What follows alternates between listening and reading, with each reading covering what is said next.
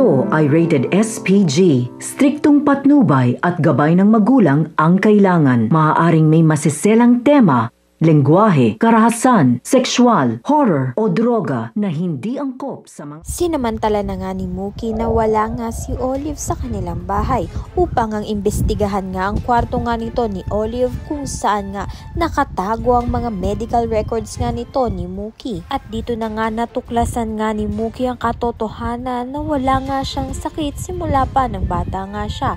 At kinumpirma nga niya dito sa kanyang pedya. Tinawagan niya nga ito at nakumpirma na healthy nga daw itong si Mookie. Nung bata pa nga lang siya at laking panggugulat nga ng pedya na ngayon nga marami nga siyang sakit. Samantalang tumawag naman nga ang pedya nga nito ni Mookie kay Olive at sinabi nga na tumawag naman nga raw si Mookie sa kanya at tinanong nga kung ano ang medical records noon.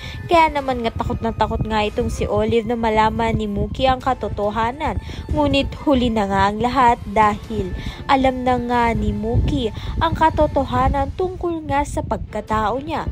Sa kabilang banda naman nga itong ang si Bugoy ay magpapakita nga dito sa mag-asawang Emma.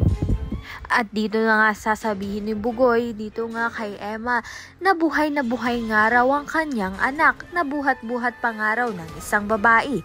At ituturo na nga ni Bugoy na kay Olivia ang kanilang anak.